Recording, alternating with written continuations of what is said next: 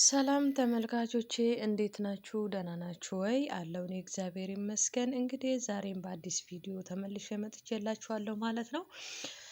እንግዲህ በሰሞኑ የምታዩት እንግዲህ የማዳም ቅመሞች እንግዲህ ማዳምን ለማጨለል ቆርጠው ተነስተዋል ማለት ነው። ቪዲዮን እንደምታዩት እንግዲህ የአክሽን ቪዲዮ ሳይቀር እንግዲህ ቪዲዮ አብረው ተነስተው እንግዲህ ማዳም በተሳፈረችበት እነሱ አሸሼ ገዳሜ ብለው ጠብቀዋታል ማለት ነው። ውድ የሀገሬ ልጆች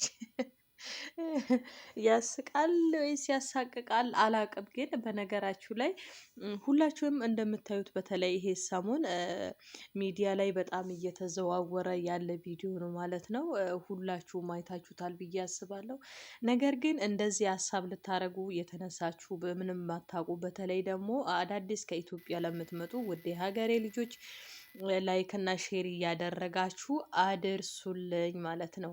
ምን ልላችሁ ፈልጌ ነው፣ ብዙ ጊዜ እንግዲህ እኛ ፈልገን የምንወጣው ከኢትዮጵያ ስራና ስራ ገንዘብ ነው እንጂ የሌላ ችግር እንደሌለብን እርግጠኛ ነኝ ይመስለኛል። እና ብዙዎቻችሁ እንግዲህ በተለይ ከዚህ በፊት አንድ ቪዲዮ ሰርቼላችሁ ነበረ። ተጋቡ ብለን ቪዲዮ ሰርተን እልል ብላ እራሷ ድራት በስንተኛው ቀን ግን እሷን እዛው ቤት ውስጥ እየኖሩ ባለበት እሱ ላይ አክሲደንት ወይ ደግሞ እንደዚህ ፊቱን በእሳት በፈላ ዘይት አቃጥለው ከጥቅም ውጪ አደርገዋለች ማዳም ማለት ነው። እና ደግሞ እሷንም ካረገዜ በኋላ ልጇን ተቀብለው አሽቀንጥረው ወደ ውጪ ጥለዋት ስታለቅስ በሚዲያ ላይ ወጥታ ኢንተርቪው ስታረግ ነበረ።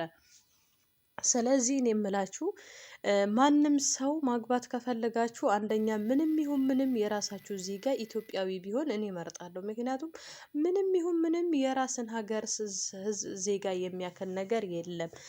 ቢተው ምንም ቢል ሀገሪሽ ነው። የሆነ ጊዜ ላይ ሰው መገናኘቱ አይቀርም ማለት ነው።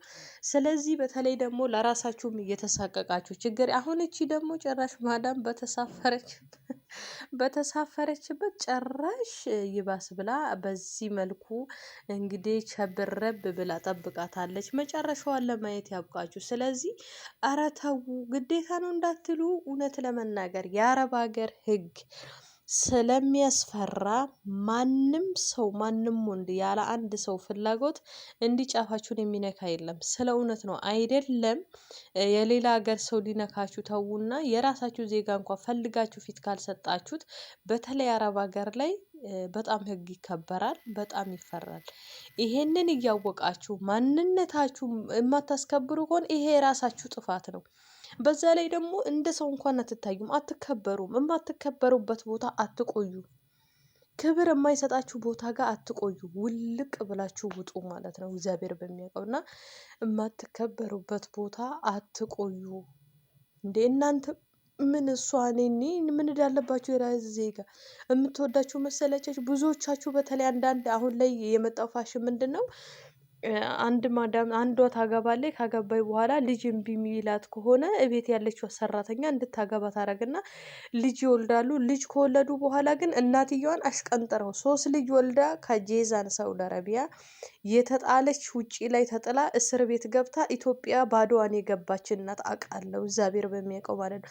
ስለዚህ እናንተ ለምንድን ነው ብልጥ ማትሆኑት? ቢሆን እንኳን የተወሰነ ይሄን ነገር ልታደርጉት እንኳን ከፈለጋችሁ ላሳስባችሁ የምወደው ህግ በሚፈቅዱ በንካ በሐላል ወይ ደግሞ በኒካ አድርጉ። 80 ማለት ነው በሌላ አማርኛ ኒካ አድርጉና የተወሰነ እንኳን ያንን እንትን ብትሉ ይሄው ኒካ አለን ብላችሁ በህግ መጠየቅ የምትችሉበትን አጋጣሚ አድርጉ እንጂ እሱ ለጊዜው ችግር የለም ብሎ አታሏችሁ አሳምኗችሁ ወጥመድ ውስጥ ከገባችሁ በኋላ ብታለቅሱ ብትፈርጡ ምንም ልታመጡ አትችሉም። ምክንያቱም እነሱ የዛ ሀገር ዜጋ ናቸው።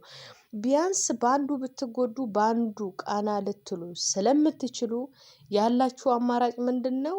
ኒካ ማድረግ ብቻ ነው። ኒካ ካረጋችሁ በህግም ይጠየቃሉ። ወረቀቱም እንዲሰጧችሁ አድርጉ። የሆነ የሚታወቅበት አለ አይደል እንዴ? ስለዚህ ግልባጭ እዛ ህግ ጋር ይቀርላችኋል። ስለዚህ ዝም ብላችሁ ለራሳችሁም ተጎድታችሁ፣ በተለይ አንዳንዶቹ አብዛኛው በተለይ ሳውዲ ላይ የተለመደው ምንድነው? እሷ ልጅ የላትም። ልጅ ከሌላት እንደ ምንም አርግታ እንዲጋቡ ታረጋለች። ከዛ ልጅ ከወለዱ በኋላ እሷን የጣሉ ነው ብዙ አውቃለሁ። እግዚአብሔር ለምን እናት ደግሞ አንዴ ከወለደች አንጀቷ አይችልም። ስለዚህ ይሄን ነገር በጣም ጥንቃቄ ያርጉበት፣ አስቡበት። ልላችሁ እወዳለሁ። ሁላችሁም እንዳትሸወዱ ጥንቃቄ አድርጉ። ፕሊስ ፕሊስ ፕሊስ ማለት ነው። እንደዚህ አይነት ነገር ከመሆን ራሳችሁን ቁጥብ አድርጉ። ኮኪቲዩብን ሰብስክራይብ፣ ሼር እያደረጋችሁ ቤተሰብ ሁኑ። ሀሳብ አስተያየታችሁን ኢንቦክስ ላይ ያስቀምጡልኝ። የምትፈልጉትን ሁሉ መልስላችሁ